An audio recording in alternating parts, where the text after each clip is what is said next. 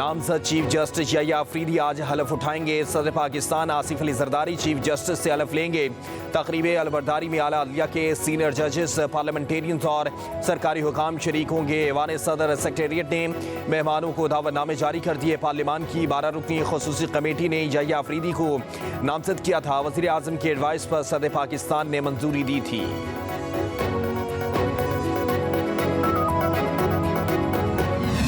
High court जब मैं गया तो मैं वाहिद जज था। किसी से मुझे सीखने को नहीं मिला।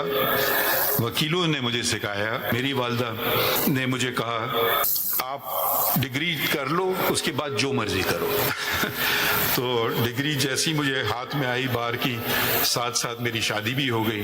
तो 42 साल मुझे इस प्रोफेशन में हुए हैं और 42 साल से मेरी शादी को भी हुए हैं।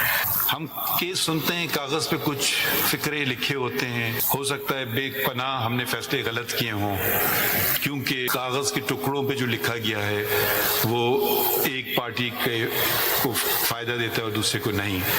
सच क्या है वो तो ऊपर वाला जानता है। हम कानून और कागजों पर चलते हैं, सच ऊपर वाला जानता है। इंसाफ देना हमारा फर्ज है। हो सकता है कई फैसले गलत भी किए हों। एक कागज एक पार्टी के लिए फ़ायदा और एक के खिलाफ होता है। चीफ जस्टिस काजी फाजीसा का फुल कोर्ट रेफरेंस से खिताब, कहा कभी कॉस्ट लिस्ट बनाने में दखल नहीं किया। चीफ जस्टिस बना तो जिंदगी बदल गई। बलूचिस्तान हाई कोर्ट का चीफ जस्टिस बना तो अकेला जज था, किसी से सीनियरों को नहीं मिला। वकला ने मुझे बहुत सिखाया। कहा मेरे पेशे और शादी को 42 साल हो गए। मेरी जिंदगी में वीटो पावर एहलिया की है। चीफ जस्टिस काजी फाजीसा का फुल कोर्ट में शरीक जजों से इस सहारे तशक्कुर, शरीक ना होने वालों का भी शुक्रिया अदा किया।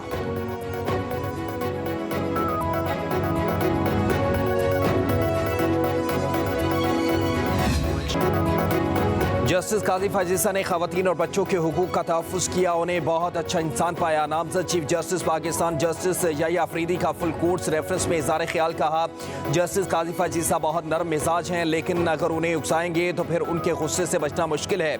मैं खुद भी कई बार उनके गुस्से का सामना कर चुका हूँ। ये बिल्कुल भी अच्छा तजुर्बा नहीं था। कई मौक़ों पर चीफ जस्टिस से इख्तिलाफ हुआ, लेकिन उन्होंने हमेशा मेरा मौक़िफ़ तहम्मुल से सुना। कहा चीफ जस्टिस काजी फाजीसा का मूड गुस्से के आधे घंटे बाद नॉर्मल हो जाता था। नामजद chief justice Pakistan justice Yahya Afridi के खिताब पर कमरे अदालत में कहके लग गए। जस्टिस काजी फाजीसा भी मुस्कुराते रहे। नामजद चीफ जस्टिस याह्या अफरीदी ने अपनी पहली तरजीह भी बता दी। कहा फौरी तौर पर दूर दराज इलाकों की ज़िलई अदलिया पर तवज्जो देना होगी। मेरी पहली तरजीह दूर दराज इलाकों की ज़िलई अदलिया होंगी।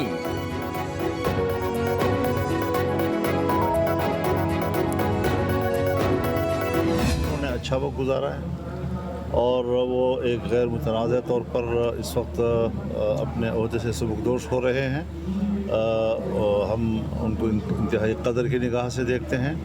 जो नए चीफ जस्टिस आए हैं, इस वक्त पार्लियामान का एक रोल सामने आ गया है, जो मैं समझता हूँ कि आने वाले मुस्तक़बिल में जो अदालतें जो हैं वो कभी इधर कभी उधर होती थी, अब पार्लियामान के किरदार के बाद अदलिया पर जो सवालात उठते थे उसका रास्ता बंद हो जाए। जो नए चीफ जस्टिस आए हैं, मैं उनको खुशामदीद भी कहता हूँ।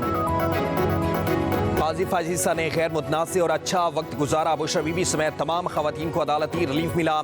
सियासी एहतजाज पर पाबंदी का कायल हूँ, ना ही किसी सियासतदान के खिलाफ मुकदमे का। मौलाना फजल रहमान की चिन्योट में सहाफ़ियों से गुफ्तगू बोले, हम अपोजिशन का हिस्सा हैं, हुकूमत में आने का कोई इरादा नहीं। एहतजाज हर किसी का हक, लेकिन सूबों के विफाक पर चढ़ाई मुनासिब नहीं है। 27वीं आईनी तरमीम लाना कोई आसान काम नहीं है। पार्लियामान के किरदार के बाद अदलिया पर उठने वाली उंगलियां बंद हो जाएंगी। मुल्क में सियासी इस्तेहकाम बहुत ज़रूरी है। वसाइल बढ़ेंगे तो मसाइल कम होंगे।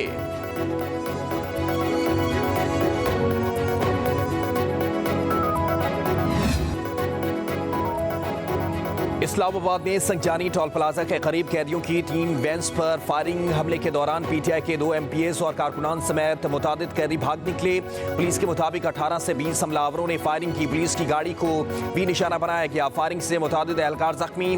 पुलिस की भारी नफरी ने इलाके को घेरे में ले लिया। फरार होने वाले तमाम कैदियों को दोबारा गिरफ्तार कर लिया गया। खैबर पख्तूनख्वा के वजीर के बेटे समेत 4 हमलावर भी गिरफ्तार कर लिए गए। IG इस्लामाबाद ने कैदियों की दोबारा गिरफ्तारी की तस्दीक कर दी है। बताया 3 वैन्स में 82 कैदी मौजूद थे। डी चौक पर एहतजाज करने के मुल्ज़िमों को अदालत पेशी के बाद अटक जेल मुंतकिल किया जा रहा था।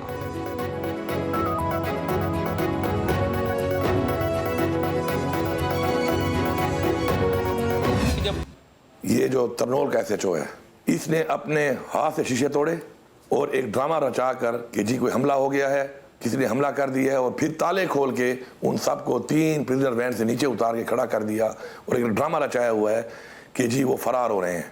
कि जिस तरीके से आपने ड्रामा शुरू किया हुआ है, आए दिन आप ये ड्रामे मजीद करते जा रहे हैं, ये आपको बंद करने पड़ेंगे। थाना तरनोल के SHO ने खुद वैन के शीशे तोड़े, ड्रामा रचाकर सब कैदियों को वैन से नीचे उतार कर खड़ा किया गया। वज़ीर आला खैबर पख्तूनख्वा अली अमीन गनापुर कहते हैं इस्लामाबाद पुलिस आए रोज जाली ड्रामे कर रही है, इन्हें ये ड्रामे बंद करना पड़ेंगे। कैदियों की जमानत हुई थी।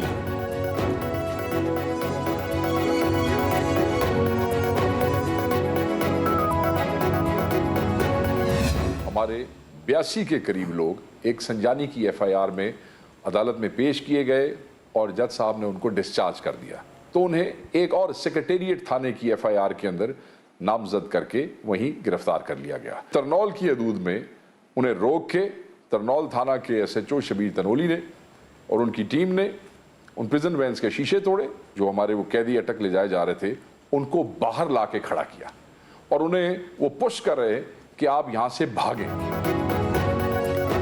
PTI के सेक्रेटरी इत्तलात शेख वकास अकरम ने कैदियों की वैन्स पर हमले को ड्रामा करार दे दिया। एक बयान में कहा कि अदालत ने मुतादिद कारकुनान और सरकारी मुलाजमीन को डिस्चार्ज किया, मगर कुछ कारकुनान की थाना सेक्रेटेरिएट की FIR में गिरफ्तारी डाल दी गई। SHO शबीर तनोली ने कैदी वैन के शीशे तोड़े।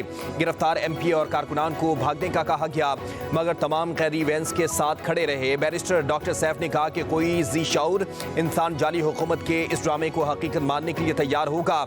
इस हरकत से मावराए अदालत कत्ल का खदशा पैदा हुआ।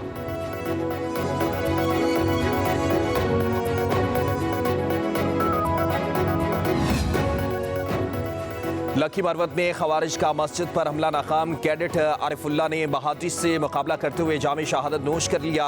ISPR के मुताबिक 19 साला कैडेट आरिफुल्ला ने नमाजियों की जान बचाने के लिए अपनी जान कुर्बान की। कैडेट आरिफुल्ला की शहादत दहशत गर्दी के खिलाफ सिक्योरिटी फोर्सेस के अज़म की मिसाल है। लकी मरवत के रिहायशी GC Arifullah Pakistan military academy में ज़ेर तरबियत थे। छुट्टियां गुजारने अपने घर आए थे।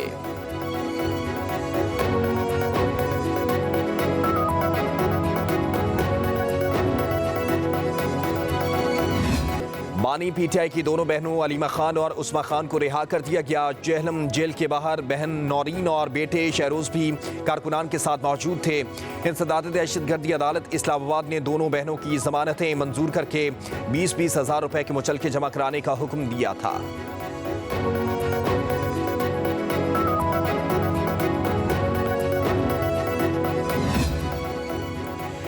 कराची के मकीनों को बिजली का एक और झटका। नेपरा ने फी यूनिट 3 रुपए 3 पैसे महंगा कर दिया। बिजली जुलाई 2024 की माहाना फ्यूल प्राइस एडजस्टमेंट की मद में महंगी होगी। वसूली दिसंबर के बिलों में की जाएगी। नोटिफिकेशन जारी कर दिया गया।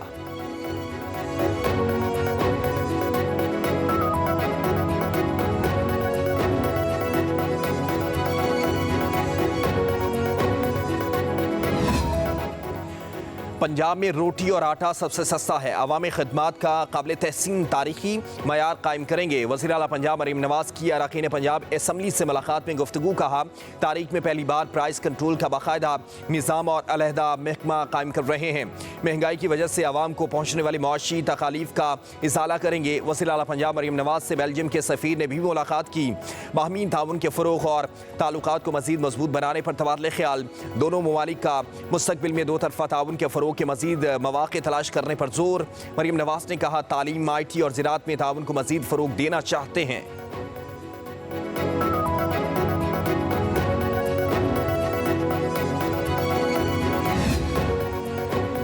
अवाम की फलाह बहबूद के लिए इक़दाम किए जा रहे हैं। बच्चों की तालीम और तरबियत पर ख़ुसूसी तवज्जो है। वज़ीर आला मुराद अली शाह का कराची में तक़रीब से खिताब। कहा बच्चों को तालीम की फ़राहमी के लिए जदीद टेक्नोलॉजी से इस्तेफ़ादा करना होगा।